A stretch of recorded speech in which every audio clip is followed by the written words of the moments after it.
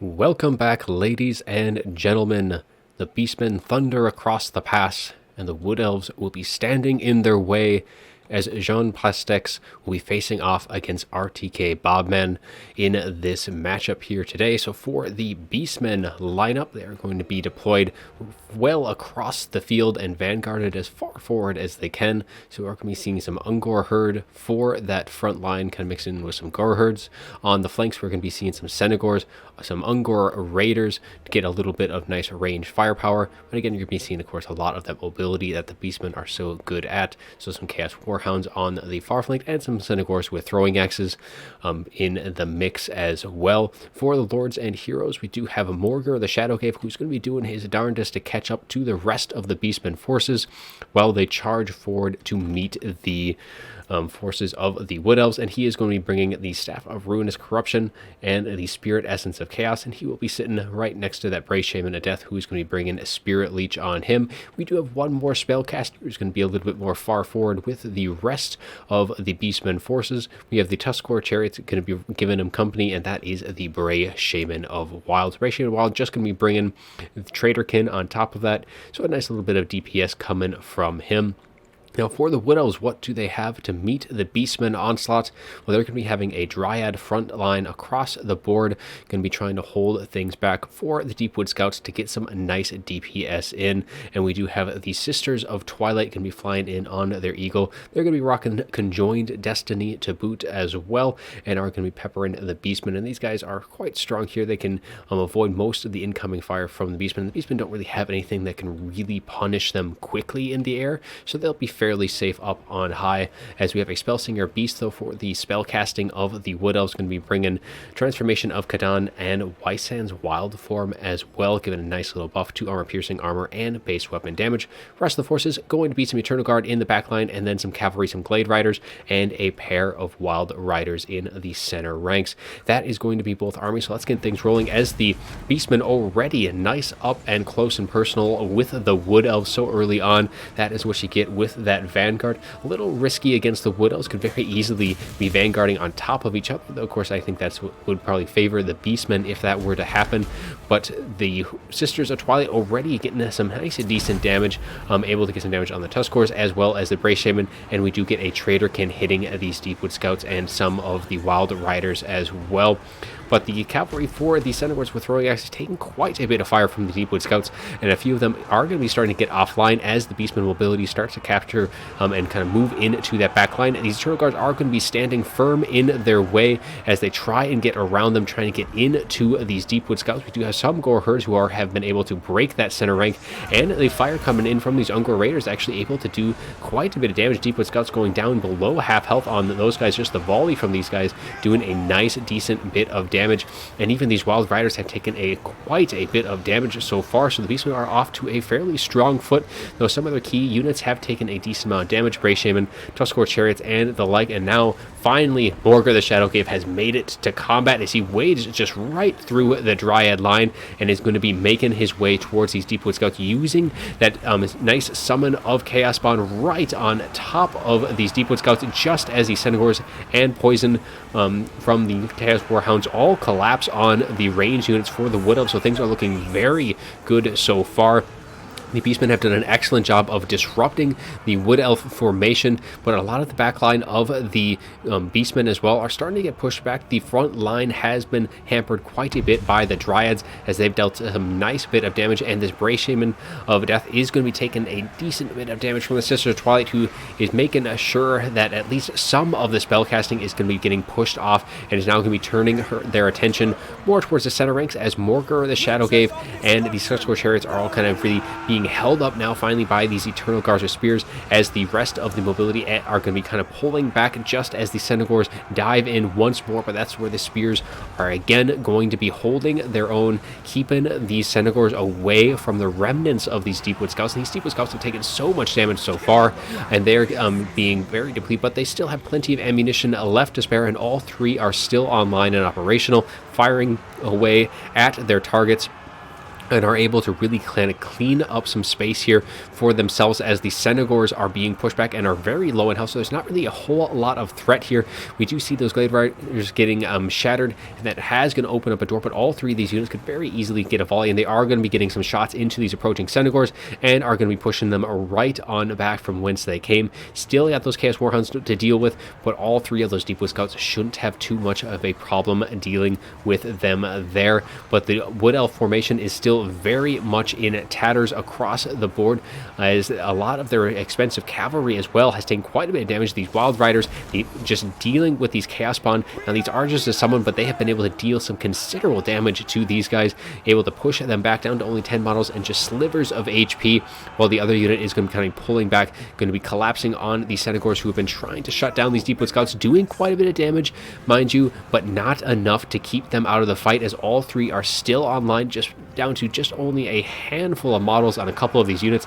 We are going to be getting a transformation of Kadan dropping into the back line, or with that Great Eagle summon. I'm going to be getting some fast-moving attack force on to the units that matters, and a very nice shot from the Sisters of Twilight, able to do a decent amount of damage and actually finish off those Tuskor chariots there, and that is going to be a nice little unit to have off the map, especially for the Deepwood Scouts, being able to kind of keep them online. The one more has fallen, and only two of these do remain.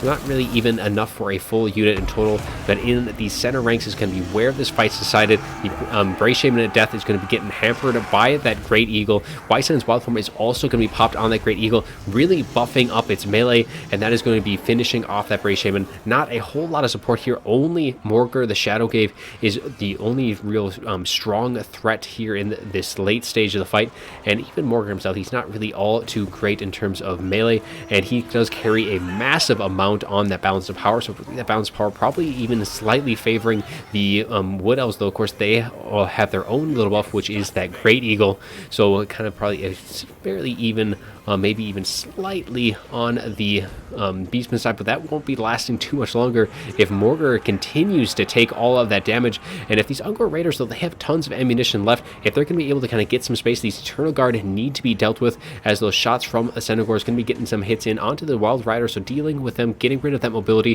But if they can clear up that space with that Eternal Guard, they can start focusing their fire on those Sisters of Twilight, trying to get them down. But of course they do have that Conjoined Destiny, so if you do get them low, you need to make sure that they drop once and for all. As Beastmen, though, they are edging forward more and more so in the balance power, with that Great Eagle finally getting pushed away, as the Sisters of Twilight definitely trying to finish off Morgur here, as Morgur has his own regeneration, so he will be able to kind of continually regain bits and bits of his health, as the Beastmen are now starting to condense their forces and are starting to push forward, needing to save their lord here, who does end up routing, but Morgur is a very tanky foe, so he may very well be back. And now those Ungor Raiders going to be getting their volleys and focusing down the Sisters of Twilight here in that late stages, but with Morgur taking so much damage that he did in that engagement with the Sisters, the balance power getting closer back towards center.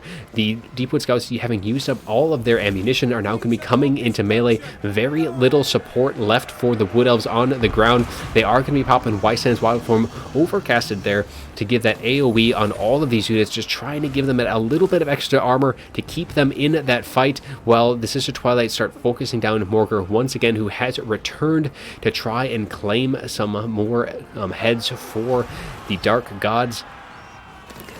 But it is really going to be down to the Sisters of Twilight in the late stages for the Wood Elves. There is not really anything left for them on the field. If you kind of take a swing out to see if there's any units left, there is something in the far corners, but it looks like that is on the way to the edge of the map. So really it is only the Sisters, this Spellsinger Beast, probably has used up both of the transformations of Kadan, and if not, has used a considerable amount of Winds of Magic on the just the Wysen's Wild Form, as there goes another one overcasted, but that is the Conjoined Destiny being popped on the Sisters of Twilight. So time is ticking for the Beastmen, as the balance power is very much in their favor, and if that heal comes back, that is going to be a ton of HP, 1800 in total, and that is going to be flipping that balance power. They are just going back and forth, trying to stay alive for as long as they can, as they're getting so low. Damage being dealt to that Spellsinger. Another nice hit from Morgur, but it is too little too too late, as the Sisters of Twilight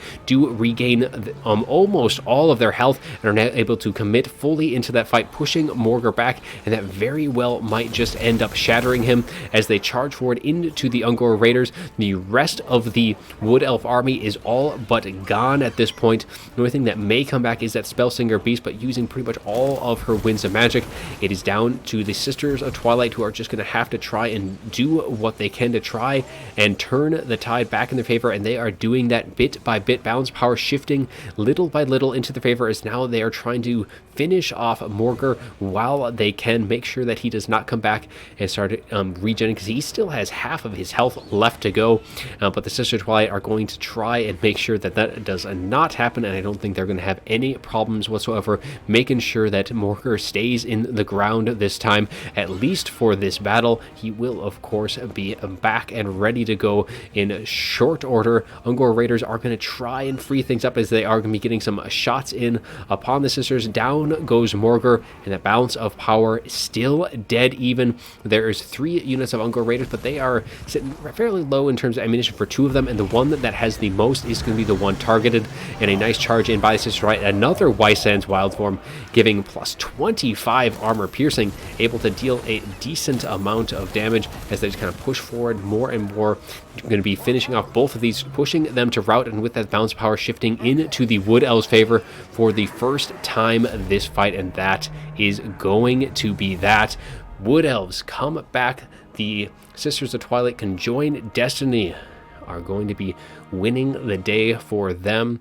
So taking a look at the after battle report for the Beastmen, first and foremost, Morgar himself getting 1073, and that is nothing to say of what his Chaos Spawn summons did. They did a nice bit of damage to the Wild Riders on the Wood Elf side, able to really chunk them down quite a bit on both of the casters. Nothing too great on that side. Infantry kind of doing some decent work, able to really kind of hold their own against the Dryads. And then we have the Ungor Raiders getting some very nice damage themselves, 500, 1,600 for all of them. Centaurs putting some excellent pressure on the Wood Elf archers for the majority of the fight, but they were never able to quite finish them off, and they would definitely played a nice, decent role of kind of pushing back the Beastmen, able to remain just a little sticky enough to stay in that fight. For the Wood Elf side of things, the Wild Riders doing some okay damage, but really they got taken down by those Chaos Spawn and were not able to live up to their potential. Neither did those Glade Riders. Deepwood Scouts 700, 800, so really it wasn't anything too great either on that front. Dryads doing what Dryads do, nothing too special there. The Eternal Guard did have some very excellent picks in this fight, and were able to get some decent damage to show for that, but really it is the Sisters of Twilight who are going to more than carry this fight with 3,500 total damage, and that Conjoined Destiny was really what saved the day for the Wood Elves, and they are going to emerge victorious in a very close fight. Army losses was just on the edge to be triggering for the Wood Elves, but they were able to stay in the fight for just long enough for that Conjoined Destiny to pop, and with that, that was the beginning of the end for the Beastmen, and the Wood Elves will emerge in the end. But that's all I'm going to have for you today. I do hope you enjoyed the video, and as always, have a good one.